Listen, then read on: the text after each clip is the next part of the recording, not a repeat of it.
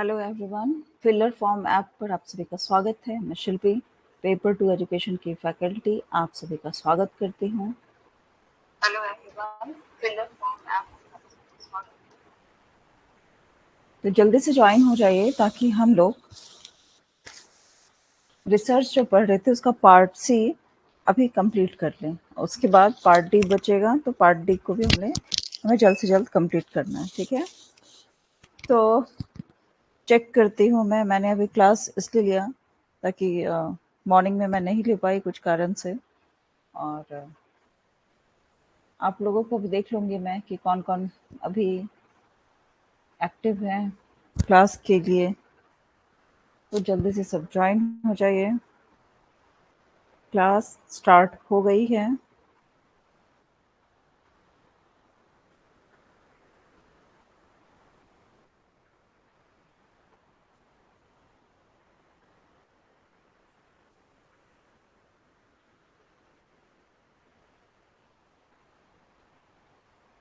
जो जो ज्वाइन हो चुके हैं बताइए, अपना अटेंडेंस लगवाइए, और बस क्लास स्टार्ट हो गई है। Good evening ma'am, good evening Sayantani, कैसे हो आप? कैसी स्टडी चल रही है?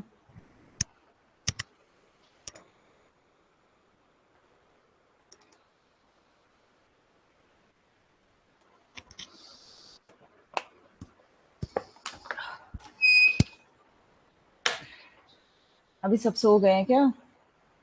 सोना मना है, अब किसी भी टाइम में कभी भी क्लास ले सकती हूँ जब मुझे टाइम मिले, ठीक है।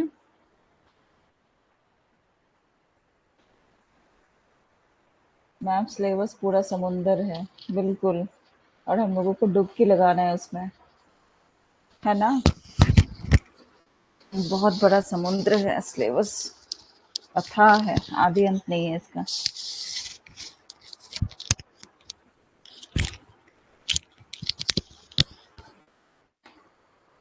चलिए, कोई बात नहीं, समुद्र है तो हम लोग तैरना सीख लेंगे, डूबेंगे क्यों, है ना। सिलेबस अथाह है तो रहे अथाह, हम लोग उसमें तैरना सीख लेंगे तो फिर हमारा कोई कुछ बिगाड़ नहीं सकता, ठीक है।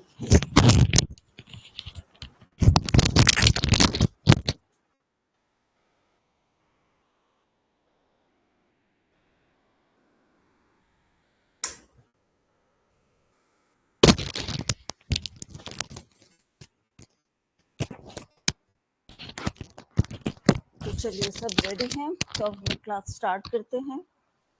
कौन कौन और ज्वाइन हुए हैं प्लीज़ बताइए। ये ऑफर है, बता देती हूँ मैं, नवरात्रा का।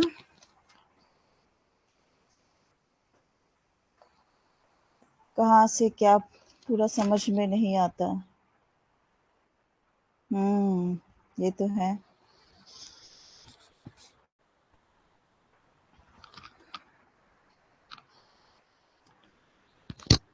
ये अभी ऑफर चल रहा है फिलर फॉर्म ऐप पर, उसमें 9 अप्रैल से 12 अप्रैल तक की है ये। इसमें पेपर 1 या पेपर 2 लेंगे तो 1250 पड़ेगा। उसी तरह से लाइव क्लास के लिए अगर दोनों पेपर लेंगे तो 2000 रुपये, मॉक टेस्ट के लिए 249। उसी तरह से रिकॉर्डेड 999 में कोई एक पेपर मिल जाएगा। दोनों पेपर रिकॉर्डेड आपको 1499 में मिलेगा, और नोट्स प्लस एमसीक्यू 749 में है। तो आप लोगों ने तो ले लिया है, लेकिन जो भी आपके फ्रेंड्स हैं, जहाँ भी आपके कोई ग्रुप है, आप उसमें शेयर कीजिए ताकि ज़्यादा से ज़्यादा लोगों को लाभ मिल सके और डिस्काउंटेड वैल्यू पे उनको ये मिल सके। कूपन कोड है 50 NAV, जिससे उनको 50% तक का ऑफर मिलेगा। ओके, तो ये सब बातें हो गई। अब हम लोग देखते हैं कि आरती, ओके, हम लोग देखते हैं कि हमारा जो है सो क्या सब है। अभी हमारा क्वालिटेटिव डेटा एनालिसिस होगा, ठीक है। क्वालिटेटिव डेटा एनालिसिस आज हम लोग पढ़ेंगे। Data reduction and classification, analytical induction and constant comparison, concept of triangulation. उसके बाद हमारा सी पार्ट कंप्लीट हो जाएगा। तो आज बने रहिए पेशेंस के साथ।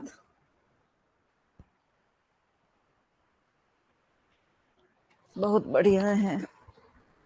एकदम खुश रहना चाहिए। चाहिए, कोई टेंशन में नहीं रहना चाहिए, है ना? तो चलिए हिंदी में भी उसको देख लेते हैं हम लोग। गुणात्मक डेटा विश्लेषण, क्वालिटेटिव डेटा एनालिसिस पढ़ना है हमें। डेटा कटौती और वर्गीकरण क्या है, विश्लेषणात्मक प्रेरण क्या है, और निरंतर तुलना क्या है, त्रिकोणासन क्या है, और उसकी अवधारणा क्या है, उसके बारे में हम लोग पढ़ेंगे। अब देखेंगे सबसे पहले क्वालिटेटिव डेटा एनालिसिस का डेफिनेशन क्या होता है। ठीक है, हम लोग तो पढ़ चुके हैं काफ़ी, क्वालिटेटिव डेटा क्या है, एनालिसिस का एक बार देख लेते हैं फिर से। मैं थोड़ा स्पीड में बताऊंगी, चलेगा ना? कुछ समझ नहीं आए तो बताइएगा। Qualitative data analysis is the classification and interpretation of linguistic or visual material to make statements about implicit and explicit dimensions. इसके बीच क्या है, स्टेटमेंट बनाना होता है, and structures of meaning making in the material in and what is represented in it. Meaning making क्या है वहाँ पे, यहाँ तक देखते हैं हम लोग। गुणात्मक डेटा विश्लेषण क्या है, ये सामग्री का वर्गीकरण और व्याख्या है ताकि सामग्री में जो क्या है अर्थ निर्माण के अंतर्निहित और स्पष्ट आयामों और संरचनाओं के बारे में बयान दिया जा सके, और इसमें क्या दर्शाया गया है इसके बारे में बातें की जा सके।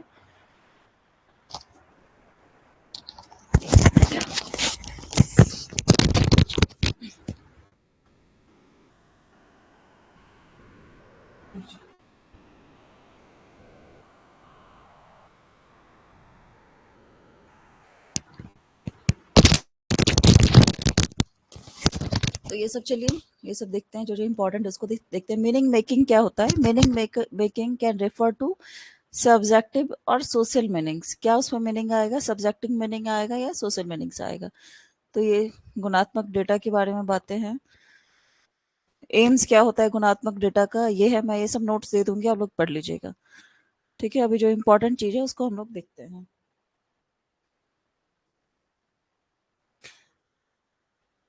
बेसिक फीचर्स क्या है क्वालिटेटिव डेटा एनालिसिस का, हम पढ़ चुके हैं, फिर भी एक बार देख लेते हैं क्या है ये। Analysis is circular non linear, circular होता है एनालिसिस, इसमें नॉन लीनियर नहीं होता है। और क्या है, आइटरेटिव एंड प्रोग्रेसिव है, क्लोज इंटरेक्शन होता है डेटा के साथ, डेटा कलेक्शन और एनालिसिस क्या है, सिमल्टेनियस होता है, एक साथ होता है। लेवल ऑफ एनालिसिस वेरीज होता है, यूजेस इन्फ्लेशन है, can be sorted in many ways. Qualitative data by itself has meaning. तो ये सब इसके क्या है, फीचर्स हैं। ये सब हम लोग पढ़ चुके हैं, इसलिए मैं स्पीड में ये सब बता रही हूँ क्या है। अब डेटा क्लासिफिकेशन कैसे, जैसे पब्लिक का डेटा है, इंटरनल डेटा है, कॉन्फिडेंशियल डेटा है। ठीक है, 3 तरह का डेटा होता है। एक पब्लिक का डेटा, पब्लिकली कोई भी चीज आप बोल देते हैं। कुछ इंटरनल डेटा होता है, कुछ कॉन्फिडेंशियल होता है जिसको कॉन्फिडेंशियल रखा जाता है। हम्म। तो इसी तरह से हम लोग रिसर्च में किस टाइप से डेटा क्लासिफिकेशन होता है उसको पढ़ेंगे। ठीक है, जैसे यहाँ पे क्या यूजर्स है, उसमें क्या है, यूजर्स किस किस में, टैबलेट्स, लैपटॉप्स, फिजिकल फाइल्स है, डेस्कटॉप है, मोबाइल से। ये एक तरह से समझाया गया डेटा क्लासिफिकेशन। उसको रिसर्च में कैसे हम लोग समझेंगे उसको हम लोग आगे देखते हैं। उसी तरह से डेटा क्या क्या हो सकता है, पेपर डॉक्यूमेंट्स वो डेटा है, टेक्स्ट डेटा है, वीडियो डेटा हो सकता है, ऑडियो डेटा हो सकता है, डेटाबेस है, फिर ईमेल है, एप्स है। तो ये सारे डेटा हो सकते हैं। और क्या है, डेटा जो है 2 टाइप का, एक डिजिटल डेटा है, एक नॉन डिजिटल डेटा है। तो डिजिटल डेटा क्या होगा, या तो स्ट्रक्चर्ड होगा या अनस्ट्रक्चर्ड होगा। और नॉन डिजिटल डेटा क्या होगा, पेपर फाइल्स है, प्रिंटेड रिकॉर्ड्स है, प्रिंटेड रिपोर्ट्स है। ठीक है, तो ये सारे टाइप्स है डेटा क्लासिफिकेशन के। अब इसका क्या रिसर्च में बात है, मतलब ये तो हम लोग जान रहे हैं, अगर हम लोग कंप्यूटर पढ़े या सिंपल हम लोग जाने ऑर्गेनाइजेशन ऑफ डेटा, तो ऐसे ऐसे होता है कि डेटा क्या है, क्या क्या डेटा हो सकता है, किस किस फॉर्म में डेटा हो सकता है, वो सारी चीजें यहाँ पे बताया गया है। अब देखिए इसमें क्वालिटेटिव डेटा एनालिसिस, उसमें क्या क्या होता है।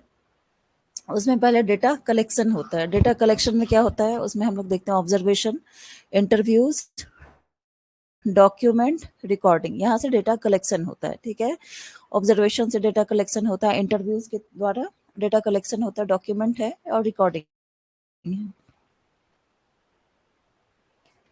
ठीक है, उसके बाद डेटा रिडक्शन क्या होता है। डेटा रिडक्शन मतलब क्या है, सिलेक्शन होगा, फोकसिंग होगा, सिंप्लीफाइंग होगा, एब्स्ट्रैक्टिंग होगा, ट्रांसफॉर्मिंग होगा।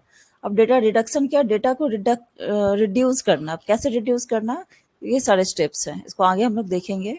फिर क्या है, डेटा डिस्प्ले होता है। कैसे डेटा डिस्प्ले होता है, या तो मैट्रिक्स में होता है, ग्राफ्स में होता है, नेटवर्क्स में होता है, चार्ट में होता है। हम लोग डेटा जो दिखाते हैं तो चार्ट चार्ट बनाते हैं ना, हम लोग जो कैलकुलेट की डेटा, इसके पहले हम लोगों ने क्या स्टार्ट पढ़ा, तो उसमें क्या हम लोगों ने देखा कि डेटा को कैलकुलेट कर रहे हैं, उसके बाद उसको दिखाएंगे हम लोग कि डेटा को कैसे डिस्प्ले कराना होगा ना, पाई चार्ट में, जो भी चार्ट में, हिस्टोग्राम में, फिर नेटवर्क के थ्रू दिखाएंगे, ग्राफ्स के थ्रू दिखाएंगे, मैट्रिक्स के थ्रू दिखाएंगे। तो इस तरह से हम लोग डेटा को डिस्प्ले करेंगे। उसके बाद कंक्लूजन क्या ड्रॉ होगा, उसके बाद कुछ ना कुछ तो ये इतना सारा जो कलेक्शन हुआ, डेटा कलेक्शन हुआ, फिर डेटा रिडक्शन हुआ, डेटा डिस्प्ले हुआ, उसके बाद उसमें कंक्लूजन आएगा, तो मतलब कुछ तो मीनिंगफुल आएगा, कंफर्म करेगा और कुछ वेरीफाई करेगा। तो ये सारी चीजें हैं, ये सारे फैक्टर्स हैं। कोई दिक्कत है यहाँ तक, आगे इसको एक्सप्लेन करें? आरती, सायंतनी, कोई प्रॉब्लम है, बताइए यहाँ तक।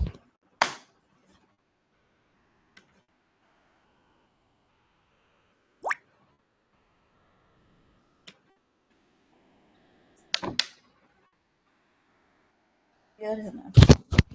चलिए, थैंक यू। अब डेटा एनालिसिस क्या है, स्टेजेस इन डेटा एनालिसिस, ठीक है। अब तो क्या है, टॉपिक ये क्वालिटेटिव डेटा एनालिसिस।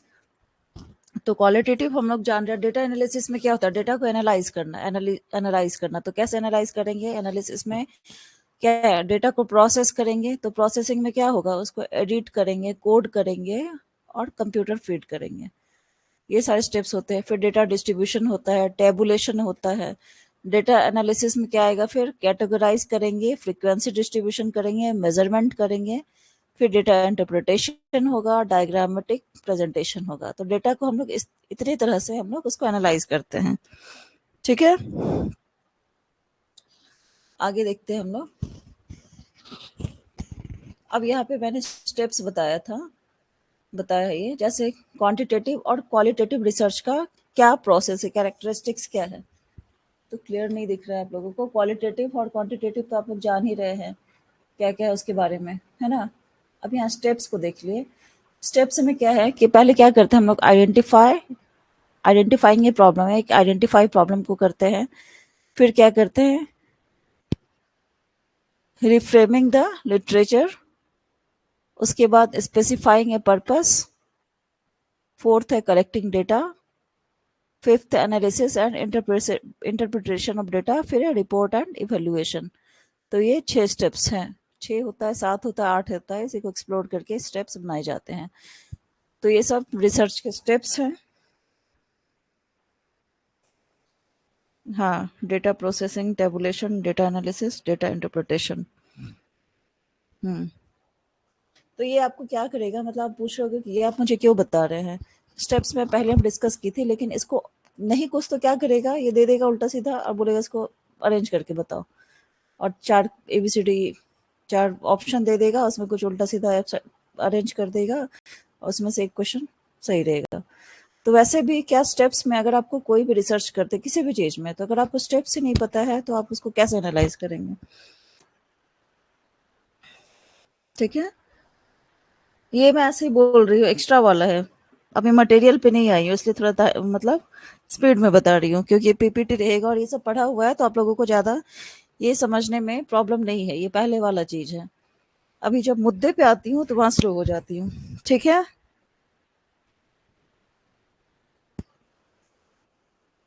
अब देखते हैं हम लोग qualitative data analysis. Qualitative data analysis जो है, गुणात्मक डेटा विश्लेषण, क्या है वो, उसका डेटा रिडक्शन है, मतलब पर्पस है, प्रोसेस है, मेथड्स है, क्या क्या है, उसके बारे में बातें हो रही हैं, ठीक है। अब यहाँ से देखो,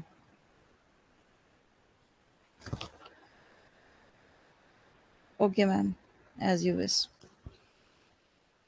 तो सबसे पहला क्या है, चलिए यहाँ से थोड़ा सा स्लो हो जाती हूँ, इसको भी मैं बाद में एक्सप्लोर की हूँ उधर, मतलब एक्सप्लेन की हूँ।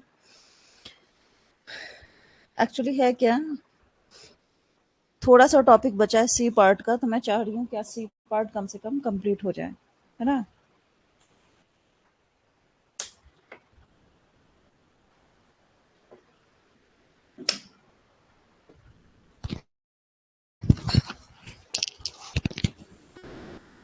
तो क्वालिटेटिव डेटा एनालिसिस के क्या है स्टेप्स हैं, टाइप्स कह सकते हैं उसको। तो क्या है वो, डेटा रिडक्शन है, फिर क्लासिफिकेशन है, फिर एनालिटिकल इंडक्शन है, हाँ, उसके बाद कांस्टेंट कंपैरिजन है, और फिर ट्रायंगुलेशन, ये सब कॉन्सेप्ट नेक्स्ट आता है। ठीक है,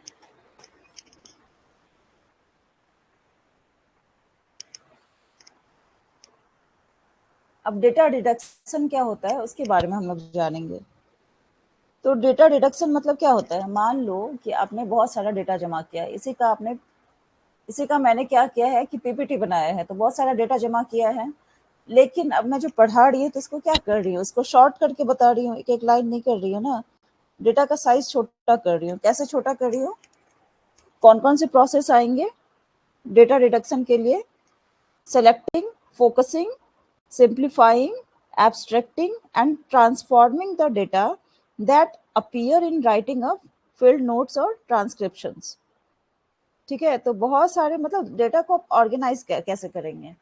रॉ मटेरियल है, उसमें से क्या होता है, आपके घर ही में आपने क्या मतलब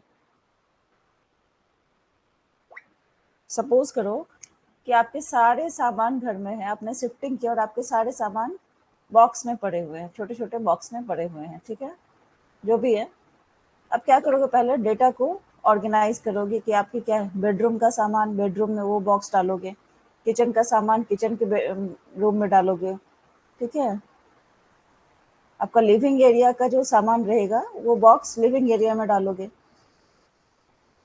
उसके बाद इसी तरह से जो जहाँ का सामान है उसको उस रूम में डाल दोगे। अब उसके बाद क्या किए, ये आप क्या किए, उसको सेलेक्ट किए कि कौन सा कहाँ पे जाएगा। अब फोकस करेंगे कि कौन सा सामान कहाँ पे आएगा, जैसे किचन में। अब फिर उसके बाद क्या करेंगे, एक एक बॉक्स खोलेंगे, उसका देखेंगे कि कौन से सामान की कहाँ ज़रूरत है, कौन सा हाथ लगने वाला सामान है, कौन का सामान का जो ज़्यादा यूज़ नहीं होता है, तो फिर उसको ऑर्गेनाइज करेंगे, सिंप्लीफाई, मतलब पहले फोकस करेंगे। देखो, हमने बॉक्स को सेलेक्ट कर लिया और सबको उसके उसके जगह पे डाल दिया, फिर हम लोग फोकस कर रहे हैं कि कौन सा सामान कहाँ पे जाएगा, नहीं जाएगा, कहाँ रखना है। उसके बाद हम लोग सारे सब बॉक्स को खोल के उसको सिंप्लीफाई करेंगे, ठीक है। उसके बाद एब्स्ट्रैक्टिंग करेंगे और ट्रांसफॉर्मिंग द डेटा, उसके बाद जो जहाँ सामान जाएगा उसको वहाँ ट्रांसफॉर्म कर देंगे, वहाँ पे रख दिए। उस तरह से क्या हुआ, सारा डेटा ऑर्गेनाइज हो गया। अब रूम में घुसो, आपका सारा सामान बिना किसी झंझट के आपको मिल जाएगा। लिविंग एरिया में लिविंग एरिया का रूम मिलेगा, बेडरूम में वहाँ का सामान मिलेगा, किचन में किचन का सामान मिलेगा। तो इस तरह से डेटा ऑर्गेनाइज हो गया। इन द सेम वे हम लोग डेटा को भी रखते हैं, ठीक है।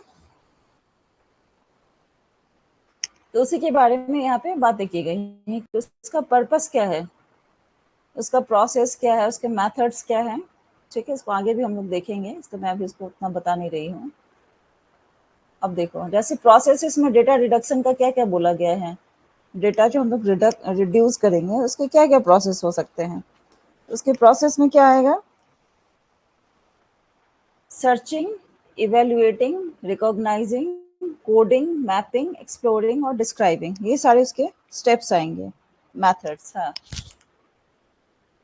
मेथड अलग है। पहले प्रोसेस क्या क्या आएगा, क्या क्या जगह से हम लोग जाएंगे, ठीक है। मान लो कि आप स्कूल में पढ़ती हो, ठीक है। मान लो कि ये डेटा रिडक्शन, साइंतनी का नाम है डेटा रिडक्शन, ठीक है। अब साइंतनी कोई भी एक्स वाई जेड स्कूल में पढ़ती है, जिसको स्कूल को हम लोग क्या कह सकते हैं, मेथड कह सकते हैं, ठीक है, कौन से बोर्ड का है। लेकिन स्कूल के जाने का प्रोसेस मतलब रास्ता कौन सा है, साइंतनी है, ये साइंतनी है स्कूल का, ये आर से रास्ता है, ठीक है। और कौन से स्कूल में पढ़ती है उसका बोर्ड है, ठीक है, बी से बोर्ड हो गया। अब इसके डेटा रिडक्शन के केस में क्या होगा कि साइंतनी का जो पर्पस है डेटा रिडक्शन, वो आप समझ लो, साइंतनी जहाँ लिखा है वो डेटा रिडक्शन है, ठीक है। ये जो रोड बताया, रास्ता बताया, जो भी बताया है वो क्या है, प्रोसेस है ऑफ डेटा रिडक्शन। और ये क्या है, बोर्ड, ये कोई भी कौन से बोर्ड में आप पढ़ाई कर रहे हो, दैट इज मैथड्स, ठीक है। तो कौन से साइंतनी जो है, मतलब डेटा डिडक्शन इसमें है, वो कौन से प्रोसेस से जाएगा, कहाँ जाएगा, स्कूल जाएगा। साइंतनी कौन से रास्ते से स्कूल जाएगी। अब कौन से स्कूल जाएगी वो नहीं पूछ, रास्ता कौन सा होगा, सीधा जाएगी, स्ट्रेट जाएगी, होगा ना रास्ता, आपके घर का रास्ता होगा, मखतपुर होगा या कुछ नाम होगा, कुछ भी एक्स वाई जेड नाम होता है कि उधर साइड से जाएगी, उधर साइड से जाएगी, तो उस तरह से उस रास्ते से होके जाएगी, तो उस प्रोसेस से डेटा डिडक्शन होगा।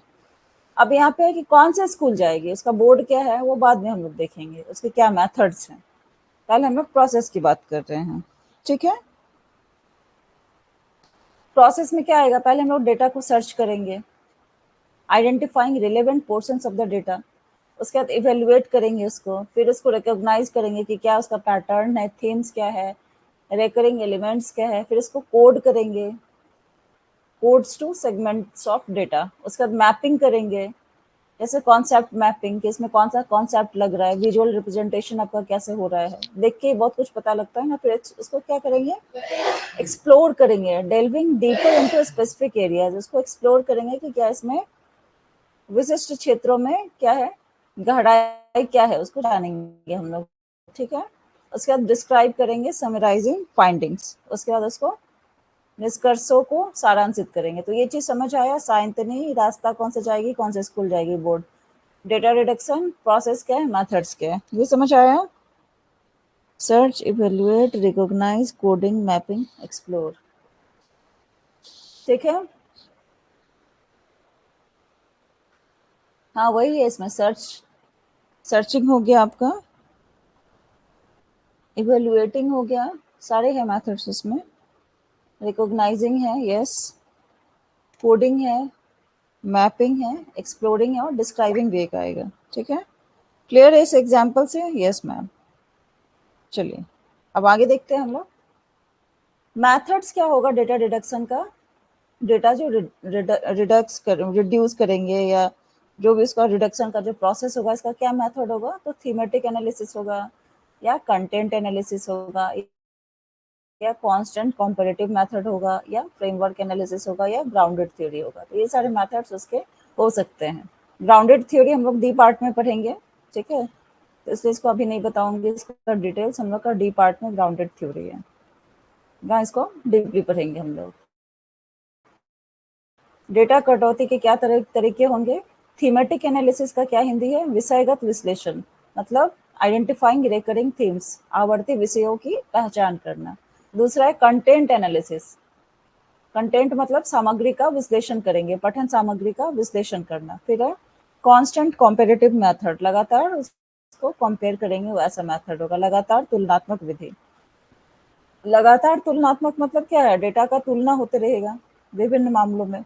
दो आदमी का कंपेयर करते हैं ना, अब मैं करूंगी कि सायंतनी है और एक आरती है, तो दोनों को कंपेयर करूंगी कि एक का हाइट कितना है, एक का वेट कितना है। उसी तरह से क्या है, डेटा जो है उसका तुलना, विभिन्न मामलों में डेटा की तुलना करेंगे, वो चीजें हैं यहाँ पे। फिर फ्रेमवर्क एनालिसिस मेथड है और ग्राउंडेड थ्योरी है। तो ये सारे मेथड्स हैं डेटा रिडक्शन के। क्लियर है यहाँ तक?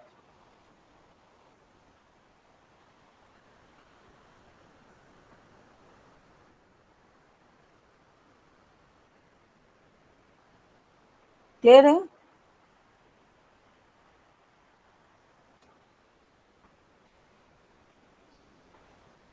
तो हम लोगों ने क्या क्या पढ़ा है अभी तक, क्वालिटेटिव डेटा एनालिसिस पढ़ा है, क्वालिटेटिव डेटा क्या है, डेटा एनालिसिस क्या है, फिर पढ़ा हमने डेटा रिडक्शन क्या है, फिर उसका क्लासिफिकेशन भी पढ़ा कि कैसे हम लोग क्लासिफाई करेंगे। अब देखेंगे हम लोग एनालिटिकल इंडक्शन, एनालिटिकल इंडक्शन क्या होता है। यस मैम, चलिए।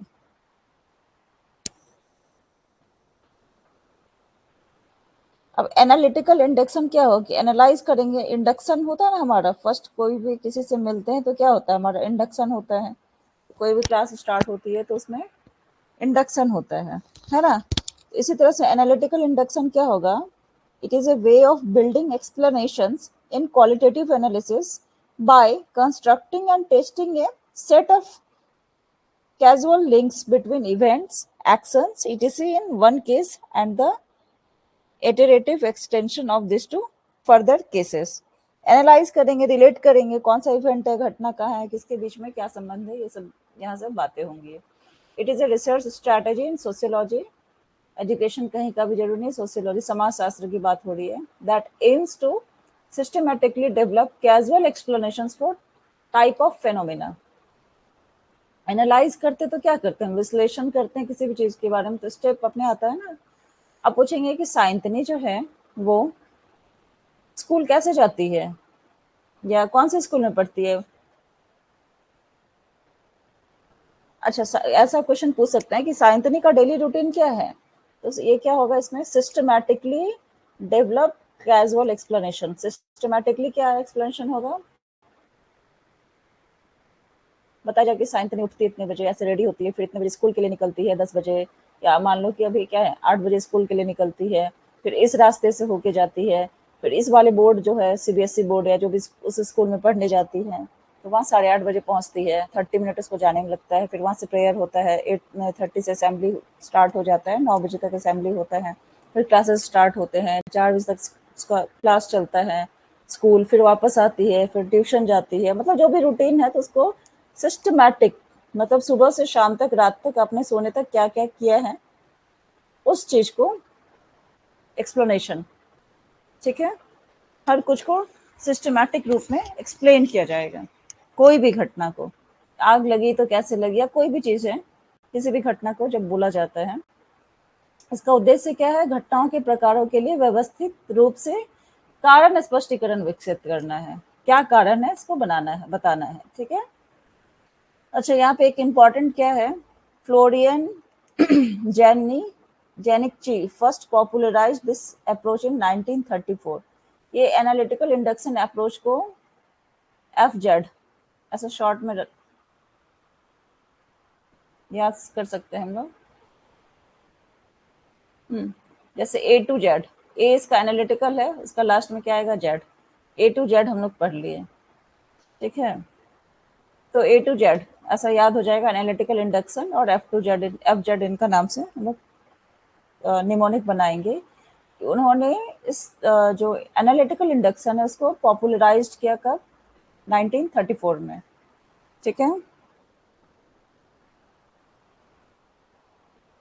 Systematically develop casual explanation explain for types of phenomena, हाँ बिल्कुल,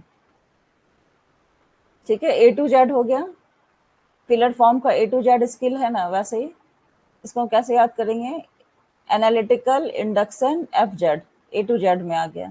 अगर आपको ए टू जेड ही याद रहेगा तो ऑप्शन में आया एफ जेड, तो आप टिक आउट कर लेंगे, है ना। आगे देखते हैं हम लोग, फ्लोरियन जेनानिकी, ठीक है। प्रोसेस क्या आएगा इसमें,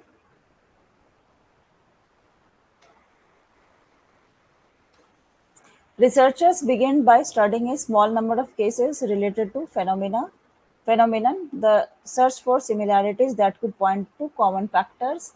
तो ये सारी चीजें हैं, आगे देखते हैं हम लोग, इम्पोर्टेंट जो है इसको मैं बता रही हूँ। यस, ये देखो, रिफाइनमेंट एंड एप्लीकेशन इसका क्या है,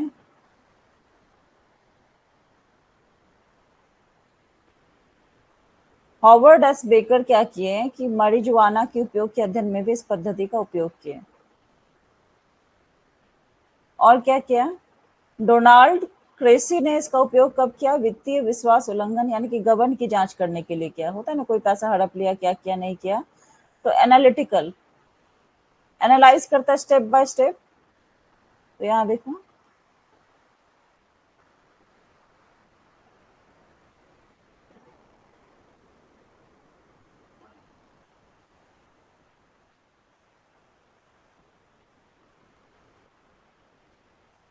अल्फ्रेड लिंड स्मिथ ने क्या किया, अफीम की लत के अध्ययन में विश्लेषणात्मक प्रेरण लागू किया।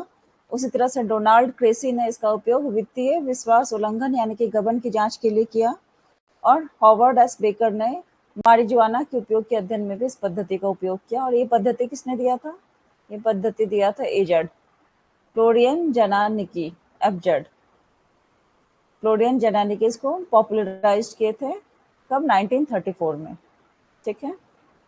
क्लियर है ये,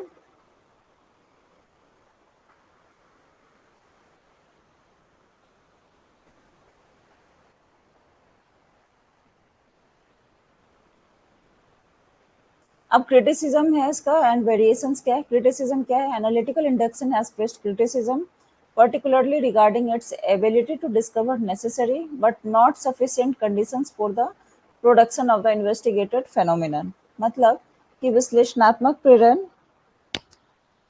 मैम ये रिसर्चर है, हाँ हाँ,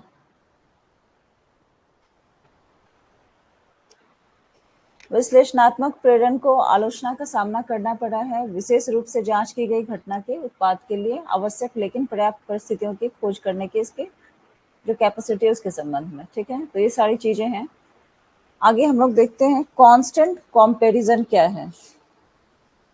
नेक्स्ट टर्म है कांस्टेंट कंपैरिजन। नाम से ही क्या लगता है कि कॉन्स्टेंटली इसको कंपेयर किया जाता होगा, है ना।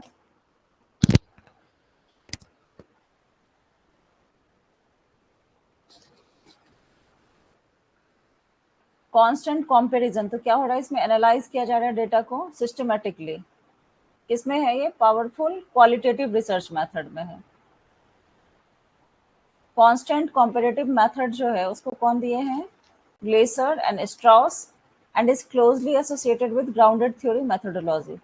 ग्राउंडेड थ्योरी मेथोडोलॉजी से क्लोजली ये रिलेटेड है। इसको ग्राउंडेड थ्योरी हम लोग डी पार्ट में पढ़ेंगे, इसलिए इसके बारे में नहीं बता रही हूँ मैं। और इसको कौन डेवलप किए हैं? Glaser and Strauss. Constant comparative method को उन्होंने डेवलप किया है। ये दोनों नाम आप लोग याद रखिएगा। इसमें क्या किया जाता है? रिसर्चर जो है सॉर्टिंग करता है और ऑर्गेनाइज करता है। क्या करता है? रॉ डेटा को ग्रुप बेस्ड ऑन एट्रीब्यूट्स, उसके जो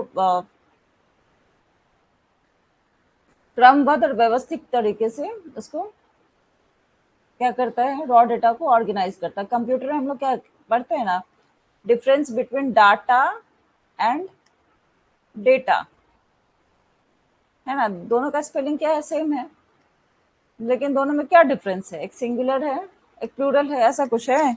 और क्या डिफरेंस है बताइए?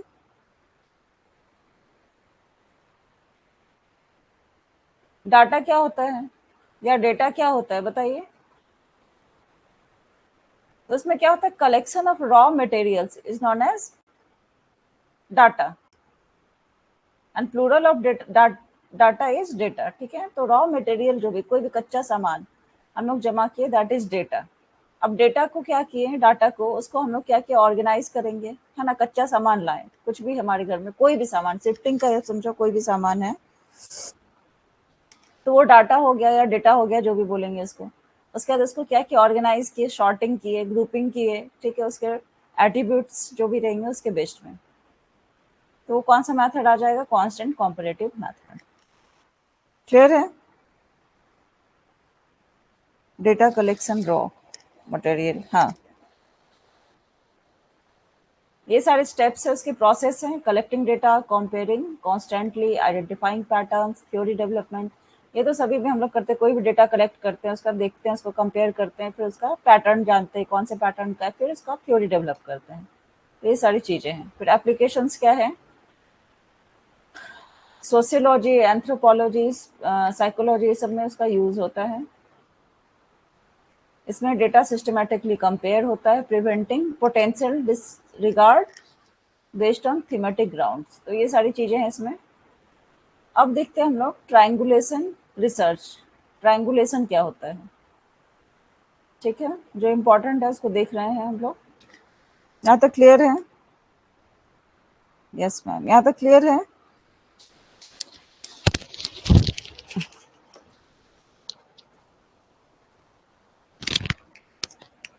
हाँ, तो क्या हमने पढ़ा है अभी जस्ट?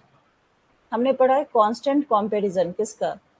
कांस्टेंट कंपैरिजन मेथड, उसके बारे में हमने पढ़ाई की है।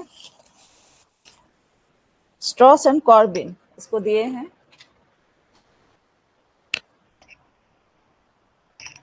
ग्लासर एंड स्ट्रॉस दिए हैं इसको, ठीक है, डेवलप किए हैं।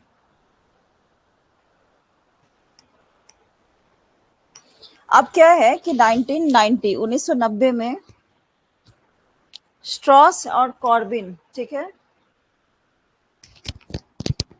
वो सजेस्ट किए हैं following components of constant comparison. Constant comparison के कुछ कंपोनेंट्स जो इसको सजेस्ट किए हैं।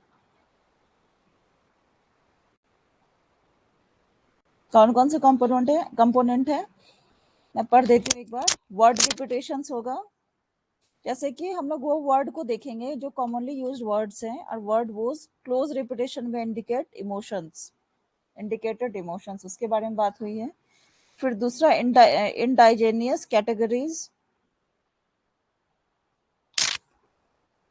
उसके बाद है कीवर्ड्स इन कॉन्टेक्स्ट, कौन सा कीवर्ड है किस कॉन्टेक्स्ट में, उसके बारे में बातें की गई है। कंपेयर एंड कॉन्ट्रास्ट, इसको आप लोग सुन लो, ऑप्शन में कुछ आया तो समझ आ जाएगा। फिर सोशल साइंस क्यूरीज है, वहाँ क्यूरी जो भी होगी उसके बारे में होगी। सर्चिंग फॉर मिसिंग इन्फॉर्मेशन, कोई इन्फॉर्मेशन मिसिंग हो गया है तो हम लोग क्या है कंपेयर करेंगे तो वहाँ से हमें इसको पता चल जाएगा। Metaphors and analogies, transitions, pawing, cutting and sorting, तो ये सारी चीजें हैं।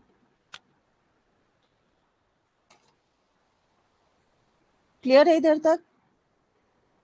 यहाँ से तो नेटवर्क ठीक है, अभी ठीक है आ रहा है आपका? साइंतनी, आरती,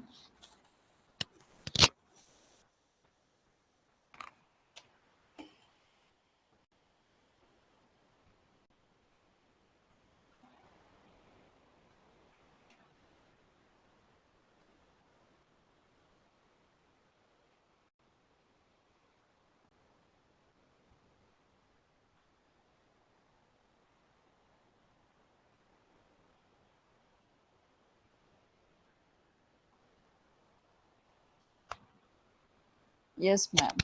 चलिए तो स्टार्ट करते हैं, ट्राइंगुलेशन क्या होता है।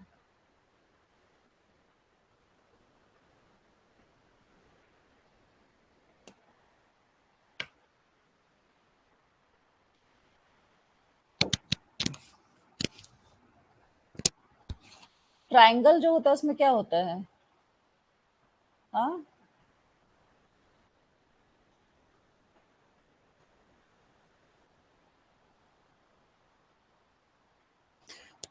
मान लो ट्राइंगल से आया है ना ट्राइंगुलेशन, तो 3 एंगल इसमें, 1 2 3। तो कोई भी चीज, कोई भी एंगल का वैल्यू जानने के लिए हम तीनों एंगल को देखते हैं। मतलब किसी एक एंगल को पकड़ के नहीं, एक से ज्यादा एंगल को लेके हम लोग बातें करते हैं, तिनकोना, ठीक है। उसी तरह से ट्राइंगुलेशन में क्या होता है, ट्राइंगुलेशन मीन्स क्या होता है, using more than one method to collect data on the same topic. एक टॉपिक पे एक से ज्यादा, कोई भी सेम टॉपिक पर डेटा अगर कलेक्ट करना है, ठीक है। मान लो कि हम लोग नहीं कहते हैं कि आप इस केस को दूसरे एंगल से नहीं देख रहे हैं, आपका नजरिया ये है लेकिन आप दूसरे एंगल से देखेंगे तो कुछ और नजरिया। मान लो ये कुछ एंगल है, ठीक है, इस एंगल से हमने केस को देखा, ठीक है।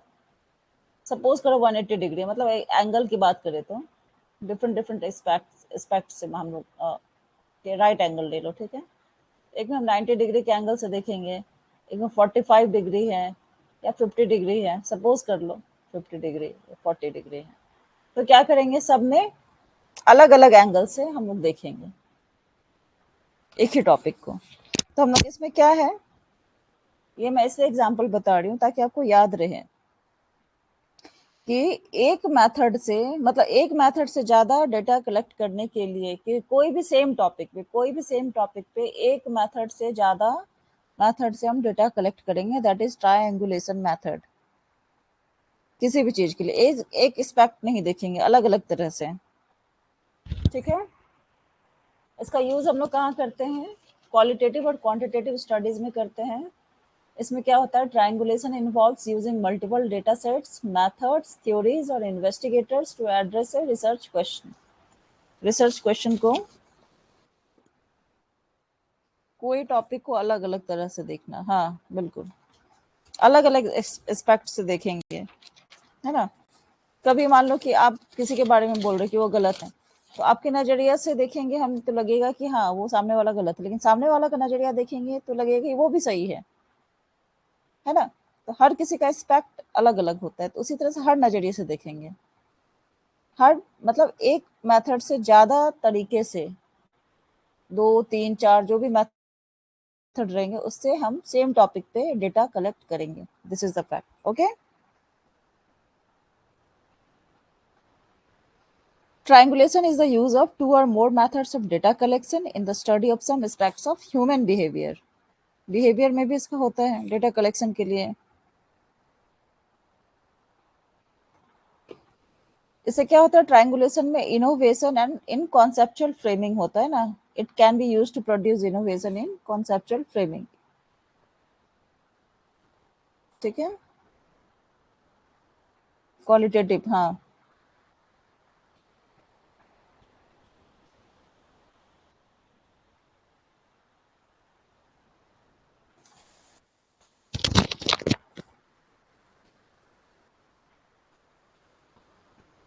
अब देखेंगे कि टाइप्स कौन कौन से ट्रायंगुलेशन के हैं.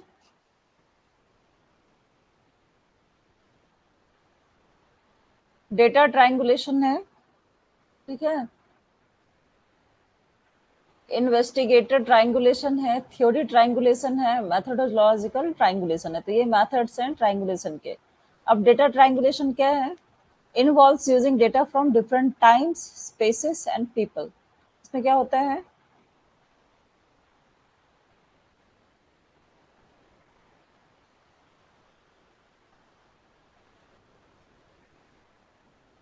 इसमें जो है हम लोग डेटा कहाँ से कलेक्ट करते हैं? अलग अलग टाइम में, अलग अलग स्पेस में और अलग अलग पीपल से. जैसे conducting in depth interviews with various stakeholders, parent, teachers and children to understand the phenomena. कोई भी घटना को. जैसे मुझे याद आ रहा है कि मेरे स्कूल में क्या हुआ था, मेरे क्लास में एक किसी लड़की का क्या हुआ कि उसके बैग से एक बुक चोरी हो गया. ठीक है, बुक चोरी हो गया. तो उसके बाद पर्टिकुलर वो किसी के बारे में बोल रही थी कि मैम ये जो है आज क्लास में मेरे से पूछ रही थी कि तुम्हारा बुक ये है तो मुझे एक दिन के लिए जाने के लिए मतलब दोगी. तो ये मुझे नहीं दी, तो इसका मतलब है कि यही बुक चुराई है. ठीक है, तो उसका एक्सपेक्ट ये हो गया. उसके बाद ये बहुत बड़ा इशू बन गया था कि हाँ यही चोर है, चोर है. मतलब किसी को ब्लेम नहीं करना चाहिए, लेकिन वो अब बोल रही कि यही ली है. अब उसके जो फ्रेंड है वो भी बोल रहे हैं कि हाँ मैम ऐसा हुआ था, यही ली होगी. उसके बाद मैम क्या की, अपना दिमाग लगाई और सबको अलग अलग बुलाई. उसको सबको अलग अलग बुला के उसके बाद क्या हुआ, सबका पॉइंट जाने कि कौन से स्टूडेंट का क्या बोलना है, किस पे सच जाता है, नहीं जा रहा है. ठीक है, उसके बाद सबका बैग चेक कराई और फिर अपना कैसे ना कैसे दिमाग लगा के फिर क्या की वो, मतलब पेरेंट्स से भी बात की, टीचर से भी बात की, क्लास में भी बात की. उसके बाद कहाँ ना कहाँ से पता चला कि बुक किसने लिया था. उसके कुछ 5-7 दिन बाद क्या हुआ पता है, मतलब सर्चिंग जारी था, लेकिन 5 to 7 डेज के बाद क्या पता चला कि वो लड़की जो है अपने घर गई. उसके बाद उसकी मम्मी एक लेटर टीचर को भेजी. उसमें लिखा था कि ये जो है मतलब घर में ही बुक भूल चुकी थी और किसी और को ब्लेम कर रही थी, समथिंग ऐसा कुछ था. तो इसीलिए कहा जाता है कि आप किसी को ब्लेम भी कर रहे हैं तो पहले अपना खंगाल ले. आपका कुछ चीज नहीं मिल रहा है, पहले अपने घर में देख लें आपके पास है कि नहीं है कि क्या है, फिर किसी को ब्लेम करें. अगर वो उसी दिन टीचर बोलती कि हाँ यही लड़की ली है, यही लड़की ली है, सब ने कहा, सब कह रहे हैं तुम्हें ली हो, तो ये तो गलत हो जाता ना डिसीजन. तो डेटा ट्रायंगुलेशन में क्या है कि वो डिफरेंट डिफरेंट एंगल से एक ही चीज का स्टडी कर रही है, एक ही केस को देख रही है अलग अलग एंगल से. कि इसकी फ्रेंड इसलिए ऐसा बोल रही है, कि दुश्मन इसलिए ऐसा बोल रही है, किसी पूछी इसलिए ऐसा बोल रही है, और क्या क्या एक्सपेक्ट हो सकता है एक घटना को, टू अंडरस्टैंड ए फेनोमेना. ठीक है,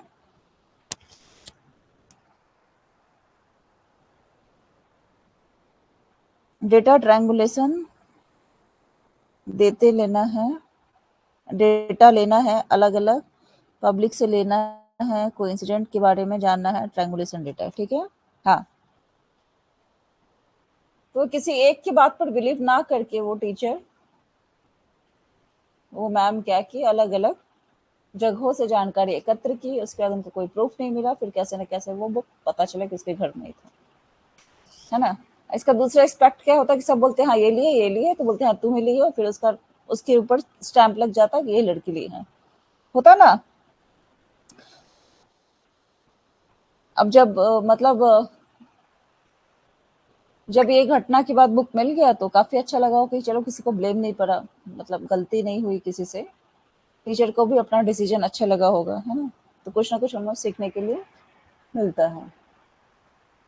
उसके बाद है इन्वेस्टिगेटर ट्राइंगुलेशन। इन्वेस्टिगेटर मतलब क्या है? अन्वेषक त्रिकोणासन। अब एक और चीज देखते हैं यहाँ पे, डेटा ट्रायंगुलेशन में क्या है। अब डेटा सोर्स के बारे में बात करें, सोर्स 1 है, सोर्स 2 है, सोर्स 3 है, स्टूडेंट है, पेरेंट्स है, टीचर है, जो भी है, तो अलग अलग सोर्सेस के बारे में यहाँ पे बातें हो रही है डेटा ट्रायंगुलेशन में।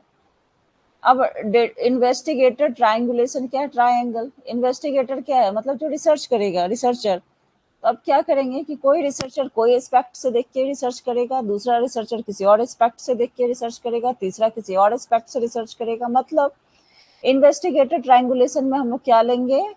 रिसर्चर, कौन कौन रिसर्चर क्या स्टडी किया उसके बारे में जानेंगे। रिसर्चर 1, रिसर्चर 2, सेम थ्योरी पे रिसर्चर 3, उसके बारे में हम लोग जानेंगे, अलग अलग सोर्स से। हाँ, उसी तरह से है theory. Theory triangulation. Theory triangulation में क्या होगा कि अलग अलग थ्योरी, ठीक है, अलग अलग थ्योरी किसी भी चीज के बारे में, कि थ्योरी 1 एक ही स्टोरी है, कुछ पर्सपेक्टिव है, उसका अलग थ्योरी रहेगा। जैसे थ्योरी 1 होगा, थ्योरी 2 होगा। सीआईडी समय आप देखते हो ना कि अलग अलग थ्योरी बनाते हैं, अलग अलग एंगल से देखते हैं। तो थ्योरी 1 होगा, थ्योरी 2 होगा, थ्योरी 3 होगा, इस तरह से अलग अलग थ्योरीज होंगे सेम रिसर्च पे। उसी तरह से क्या है मैथोडोलॉजिकल ट्रायंगुलेशन में क्या आएगा? इसमें मेथड आएंगे, या तो क्वालिटेटिव मेथड आएंगे या क्वांटिटेटिव मेथड आएंगे। मेथड में यही आएंगे, या मिक्स्ड आ जाएंगे, क्वांटिटेटिव या दोनों का कंबाइंड आ जाएगा, Q प्लस Q, मिक्स्ड। तो मैथोडोलॉजिकल में मेथड्स आएंगे।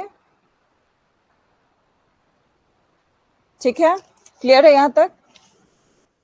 क्लियर है?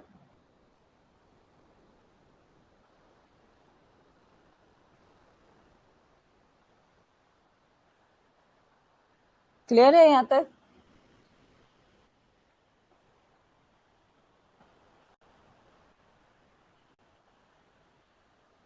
ये उसी सब का एग्जाम्पल है।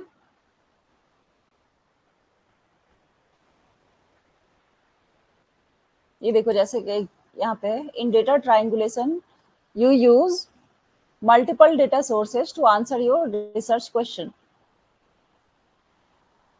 You can vary your data collection across time, space और different people. एग्जाम्पल है डेटा ट्रायंगुलेशन का क्या है? क्या था एग्जाम? मैं बोली थी कि data source, source 1, source 2, source 3 ऐसे करके होगा। तो इसका एग्जाम्पल है, to understand the motivations behind cooperative behaviour you compile and analyse data from a sample of 130 US college students over a period of 8 months. Then you repeat the experiment with comparable samples in different region worldwide. अब यहाँ पे क्या किया? Sample लिया, कहाँ से उठाया? US college student का सैंपल उठाया, कोऑपरेटिव बिहेवियर कैसा है उसका, वो क्या किया, ये यही सैंपल एक लिया, सैंपल 1 हो गया। फिर सेम चीज का स्टडी क्या किया? इंडिया में आके कर लिया। फिर सेम चीज का स्टडी क्या करेगा? फ्रांस जाके करेगा। सेम चीज का स्टडी क्या किया? और जाके किसी और कंट्री में जाके करेगा। तो ये क्या हुआ? रिसर्च सेम टॉपिक पे कर रहा है, लेकिन अलग अलग सोर्सेज से कर रहे हैं। ठीक है, क्लियर है? अब डेटा ट्रायंगुलेशन जो है उसके बारे में देखते हैं। अकॉर्डिंग टू डेनजिन, DNZIN, डेनजिन, ठीक है, इनका नाम याद रखेंगे। डेटा ट्रायंगुलेशन में इन्होंने 1989 में, 89 है, ठीक है, 1989 में इन्होंने बताया कि डेटा ट्रायंगुलेशन जो है सो 3 तरह का होता है। क्या क्या है? एक टाइम ट्रायंगुलेशन होता है, टाइम ट्रायंगुलेशन, दूसरा है स्पेस ट्रायंगुलेशन, और तीसरा क्या है? पर्सन ट्रायंगुलेशन, जिसके बारे में हम लोग ऊपर में जिक्र किया, data collection across time, space और डिफरेंट पीपल। ठीक है, अब टाइम ट्रायंगुलेशन में क्या आएगा? 1989, हाँ, 1989। रिसर्चर क्या करेगा? डेटा कलेक्ट करेगा किसी भी घटना के लिए, उसके बारे में डिफरेंट पॉइंट्स इन टाइम,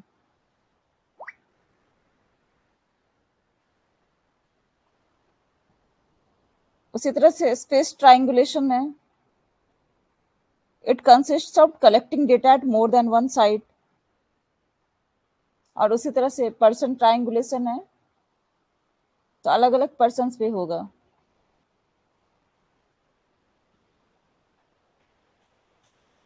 अब क्या है कि एक आदमी आए, डेंजिन ने तो कहा 1989 में कि 3 तरह का होता है data collection across time, space और डिफरेंट पीपल, मतलब टाइम ट्राइंगुलेशन, स्पेस ट्राइंगुलेशन और पर्सन ट्राइंगुलेशन। अब एक आदमी आते हैं स्मिथ, स्मिथ आते हैं, ठीक है, डेटा ट्राइंगुलेशन की बात कर रही हूं मैं। उन्होंने कहा जो पर्सन का ट्राइंगुलेशन है, पर्सन ट्राइंगुलेशन के बारे में बात हो रही है, उसको उन्होंने 7 तरह से बताया। 7 लेवल ऑफ पर्सन ट्राइंगुलेशन उन्होंने बताया स्मिथ ने।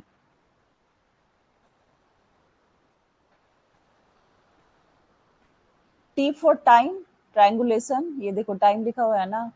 दूसरा क्या है, स्पेस ट्राइंगुलेशन, ये स्पेस लिखा हुआ है। और तीसरा क्या है, पर्सन ट्राइंगुलेशन, पीपल या पर्सन जो बोलो, कहाँ गया यार,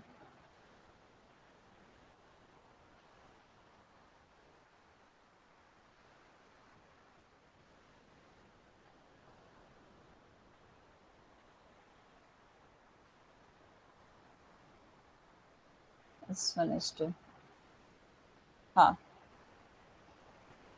ठीक है।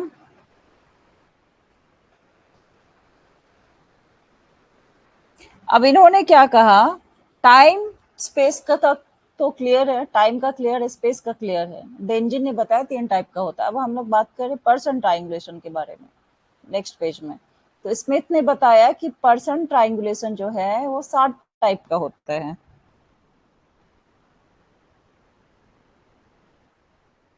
7 लेवल्स होते हैं, ठीक है, यस मैम। 7 लेवल कौन कौन से होते हैं? पहला है इंडिविजुअल लेवल, सुनते जाइए, ठीक है। पहला इंडिविजुअल लेवल है।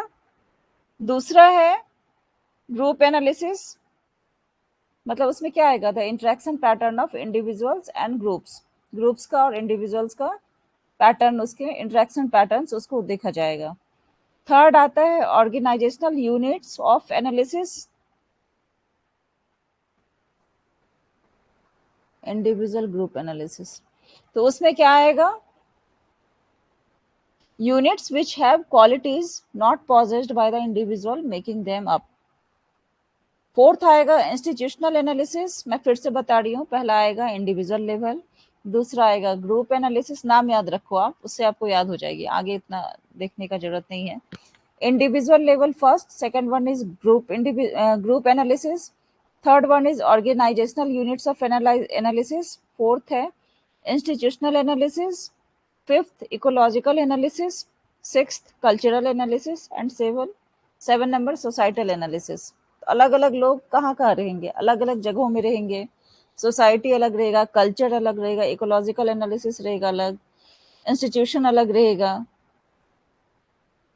हाँ, जैसे बिजनेस हो गया, फैमिली का हो गया कि मैरिज है क्या है, सोसाइटी के बारे में होगा, पॉलिटिकल होगा। उसी तरह से ऑर्गेनाइजेशनल यूनिट्स जो है उसके बारे में एनालिसिस होगा, फिर एक ग्रुप एनालिसिस होगा और इंडिविजुअल लेवल। तो ये सारे लेवल्स हैं, क्लियर है। अब आते हैं हम लोग, डेटा ट्रायंगुलेशन हो गया,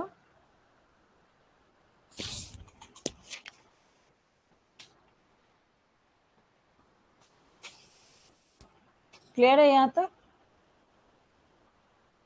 यहाँ पे एक था पीपीटी, कहाँ गया, हाँ, डेटा ट्रायंगुलेशन हम लोग समझ गए, ये क्लियर हो गया।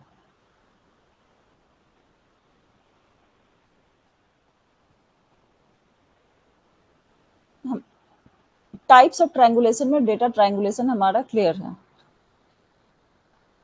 मैम, क्लियर है बहुत अच्छे से, थैंक यू।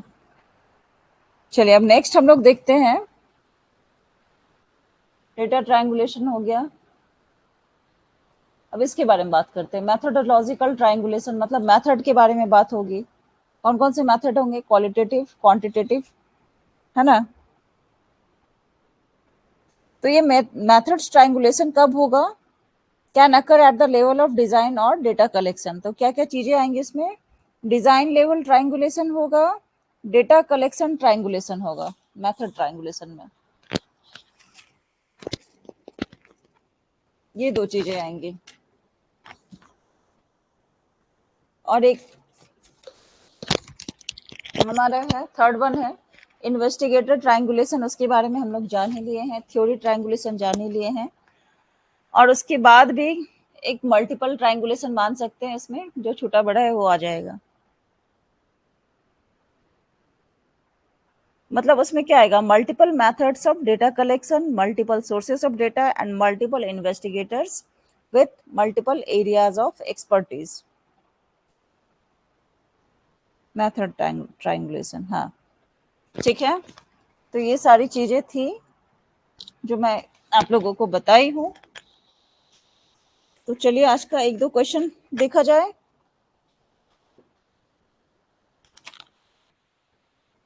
एक दो क्वेश्चन देखा जाए, यस या नो?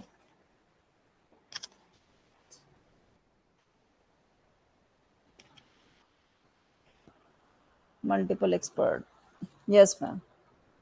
चलिए फिर एक क्वेश्चन देखते हैं ताकि पता भी तो चले क्या क्वेश्चन पूछा जाता है ना।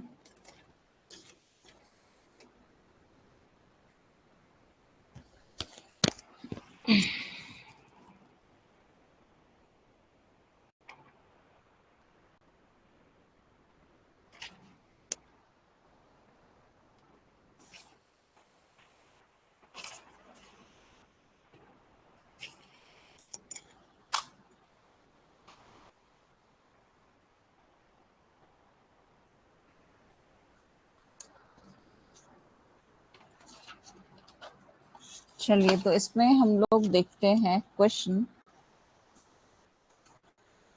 कि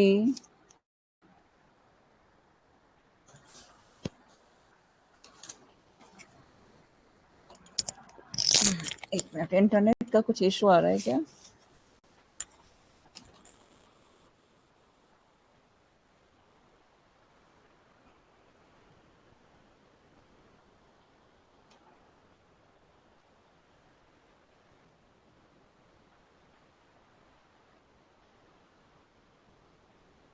अभी ठीक है इंटरनेट?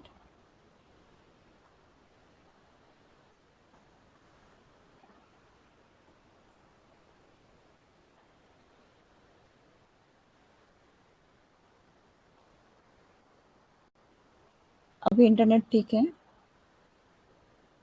हाँ मैम, बहुत ठीक है। हाँ मैम, ठीक है, ओके। चलिए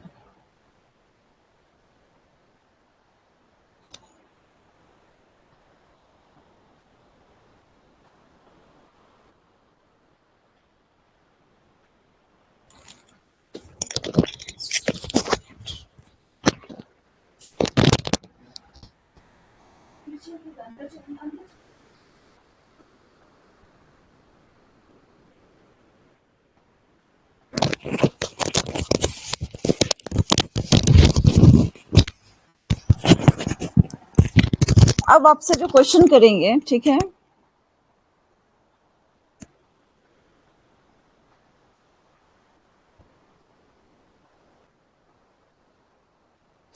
डेटा ट्रायंगुलेशन तो हम लोग समझ लिए, उसका क्या क्या मेथड है वो समझ लिए। अब यहाँ पे थोड़ी चीजें हैं कि क्या क्या चैलेंजेस आएंगे, ठीक है। मेथड्स का नाम पूछेगा मैक्सिमम आपसे, बताइए तो। मेरा क्वेश्चन है, मैं भी अभी बहुत बार रिपीट की हूँ कि इन्वेस्टिगेटिव ट्रायंगुलेशन में क्या आएगा, किसको कंपेयर करेंगे, बताइए। ये सब एग्जाम्पल है मैं जो बताई हूँ।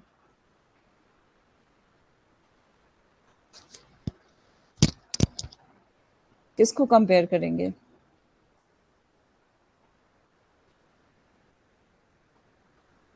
मैम थ्योरी का किसको? इन्वेस्टिगेटर, रिसर्चर, इन्वेस्टिगेट मतलब रिसर्चर, रिसर्चर को करेंगे ना, रिसर्चर वन, रिसर्चर टू, ठीक है। थ्योरी ट्रायंगुलेशन में क्या होगा? किसका कंपैरिजन होगा अलग अलग? क्या बताइए?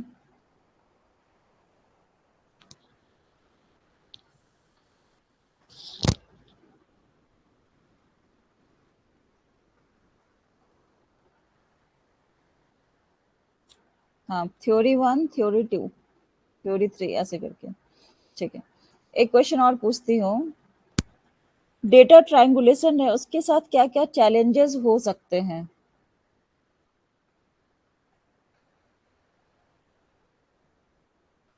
और उसको एड्रेस कैसे किया जा सकता है? बताइए।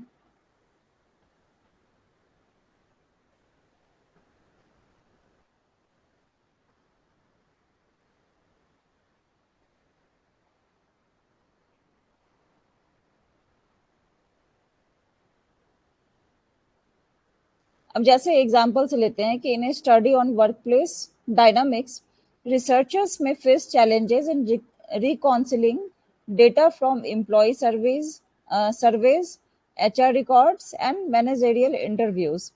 तो क्या होगा वहाँ पे? Addressing these challenges may involve cross validating findings and conducting additional analysis to ensure consistency. अलग अलग जगह से उसको डेटा कलेक्ट करना होगा, उसके बाद क्या होगा? क्रॉस वैलिडेटिंग होगा, उसको फाइंडिंग करने में चैलेंज फेस होगा।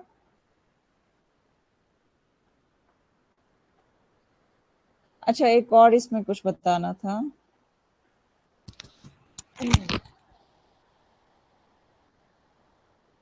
ये देखिए यहाँ पे पर्पस क्या है, ट्रायंगुलेशन का पर्पस क्या है? ये जो ट्रायंगुलेशन मेथड है वो क्यों किया जाता है, उसका पर्पस क्या है?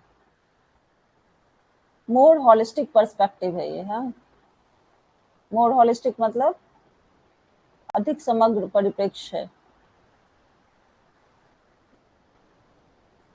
होलिस्टिक कहते हैं ना, ऑल राउंड डेवलपमेंट, उसी तरह से ये वैलिड माना जाएगा। किस लिए? Triangulation is also helpful for enhancing credibility and validity। Credibility और वैलिडिटी में उसको क्या होता है? हेल्पफुल माना जाता है। किस चीज के लिए है ये यूज होगा? To cross check evidence. किसी भी चीज को ट्रायंगुलेशन है तो बताए ना, कोई भी चीज, जैसे मैंने वो बुक वाला एग्जाम्पल बताया, तो क्रॉस चेक करने में उसको हेल्प मिला कोई भी एविडेंस को, कि हाँ सच में क्या हो रहा है। मतलब सिंपल एग्जाम्पल से याद रखेंगे तो हम लोगों को क्लियर हो जाएगा। ठीक है, तो अलग अलग उसमें क्या होगा, कहाँ गया, क्रॉस चेक करने के लिए किसी भी घटना के बारे में, कोई भी चीज के बारे में अलग अलग तरह से हम लोग देखेंगे, तो क्रॉस चेक करेंगे कि हमारा जो रिसर्च चल रहा है वो सही है कि नहीं, हमारा जो फीडबैक आ रहा है सही है कि नहीं, जो भी है, क्रेडिबिलिटी वैलिडिटी इसके बारे में। और क्या इसका है? पूरे कंप्लीट पिक्चर। कंप्लीट पिक्चर क्या है कि अलग अलग एंगल से देखेंगे, क्रॉस चेक कर रहे हैं तो उससे क्या होगा? अलग अलग नजरिए की बात होगी। उससे क्या होता है कि हमें एक कंप्लीट पिक्चर मिलेगा कि एक्चुअल में बात क्या है। कोई कुछ बात बोल रहा है, कोई कुछ बात बोल रहा है, कोई कुछ बात बोल रहा है, तो बीच का गैप जो है, जो बात मिसिंग है, जो एक्चुअल चीज है, वो बातें पता चल जाती है ना? क्रॉस चेक करने का। हाँ, ये सारे एग्जाम्पल सब है, इसको देख लेंगे आप लोग। उसके बाद टू इनहांस वैलिडिटी। वैलिडिटी को क्या करते हैं? इनहांस करने के लिए।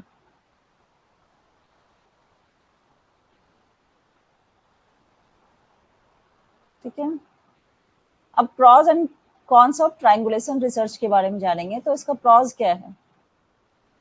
पक्ष और विपक्ष के बारे में बातें जानेंगे। तो ये क्या है? रिड्यूसेस बायस। ये जो है पूर्वाग्रह को क्या करता है? कम करता है। मतलब किसी भी चीज के बारे में किसी वन साइड, किसी एक की बात पे जाके वो फंसता नहीं है, हर कुछ हर पहलू को देखता है, उसके बाद उसमें वेल राउंड लुक है ये, हर तरह से देख के फिर ये कोई रिजल्ट निकालता है। ये इसका प्रॉज हो गया। दूसरा क्या है? Stabilising credibility and validity. Different methods क्या करते हैं इसमें? कंबाइन करते हैं। डेटा सोर्स अलग अलग होता है, थ्योरीज अलग अलग इन्हांस करते हैं, तो उससे क्या होता है? क्रेडिबिलिटी और वैलिडिटी हमारे रिसर्च का इन्हांस होता है, स्टैब्लिश होता है, बढ़ता है। ठीक है, अलग अलग ओपिनियन देता है, वन साइड नहीं है। हाँ, अब इसका कॉन्स भी तो होगा कुछ, इसका मतलब विपक्ष की भी बातें होंगी, पक्ष की बातें तो हम लोग देख लिया, विपक्ष की बात क्या होगा। अब अलग-अलग मेथड यूज़ करेंगे, अलग-अलग लोगों के विचार देंगे, ट्रायंगुलेशन मेथड यूज़ करेंगे, ठीक है? तो उसमें क्या होगा, टाइम ज़्यादा लगेगा ना। हर आदमी का पक्ष देखेंगे, अलग-अलग तरीके से सोचेंगे, हर आदमी के पहलू को देखेंगे। तो ये सब क्या है, टाइम कंज्यूमिंग है, वेरी टाइम कंज्यूमिंग। उसके बाद क्या है, इनकंसिस्टेंट है ये, मतलब असंगत है। कभी-कभी क्या होता है कि बहुत सारे डेटा, मतलब अब सीआईडी में देखते होगे ना कि बहुत सारा केस ऐसा है, या मूवी सब में देखते होगे कि कितना सारा देखता है ना कि पुलिस सब है, उसका बहुत सर्च किया, अलग-अलग मेथड से जाके ट्रायंगुलेशन मेथड उसको जाके सर्च किया, कुछ किया, रिसर्च किया, लेकिन एक स्टेज पे जाके उसको कुछ समझ नहीं आ रहा है। मतलब जो भी डेटा सोर्स उसको अलग-अलग मिल रहा है, जो भी वो इन्वेस्टिगेट किया है, जो भी मेथड से किया है, जो भी इसको पता चला, उसका उसको क्लियर पिक्चर नहीं दिख रहा है। हाँ, कुछ भी क्लियर नहीं हो रहा है, इनकंसिस्टेंट हो रहा है। तो उस केस में क्या होता था, मतलब देखते हैं लोग मूवी में कि क्या होता है कि केस को क्लोज कर देता है कि हमें कुछ समझ ही नहीं आ रहा है, पता नहीं क्या चल रहा है, कुछ भी क्लियर नहीं है, तो हम लोग आगे कुछ नहीं कर सकते हैं, है ना? तो ये क्या है, योर डेटा में बी इनकंसिस्टेंट और कॉन्ट्राडिक्ट ईच अदर। तो ये इसका नेगेटिव चीज है।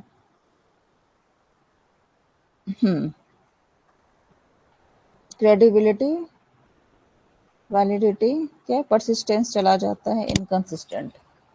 हाँ, तो ये दो फैक्टर हैं। चलिए, आई होप कि आप लोगों का कॉन्सेप्ट क्लियर हुआ होगा। इस टाइम क्लास में जुड़ने के लिए बहुत बहुत धन्यवाद सभी का। Like UGC net NTA exam लेता है वैसा। हाँ, बिल्कुल। तो चलिए, कॉन्सेप्ट क्लियर है, बहुत आसान कर दिया। समझ आया आप लोगों को? साइंतनी, सब क्लियर है? थैंक यू मैम, आप बहुत अच्छे टीचर हो। अरे, बहुत अच्छे से क्लियर हुआ। थैंक यू साइंतनी, जो आप मुझे एक अच्छी टीचर मानती हो और आपको समझ आ रही है कि ये मेरी, मतलब मेरा पर्पस है समझाना, आप लोगों को समझ आ रही है। रिसर्च इजी कर दिया। हाँ, बिल्कुल। एग्जाम्पल सबसे याद रहता है, इसलिए मैं कोई कोई इंसिडेंट्स, कुछ भी कहानी, कुछ भी घटना ऐसा मिला, क्लास रोज करूँगी। सी पार्ट हमारा कंप्लीट हो चुका है, यहाँ पे देख लेते हैं। कल भी मॉर्निंग में मैं नहीं ले पाऊंगी, देखती हूँ इवनिंग में लेती हूँ, क्या करती हूँ, ठीक है। तो सी पार्ट हमारा कंप्लीट हो चुका है। अब हम लोग नेक्स्ट क्लास में डी पार्ट कंप्लीट स्टार्ट करेंगे, ठीक है। रिसर्च के कितने क्लासेस हुए हैं अभी तक टोटल?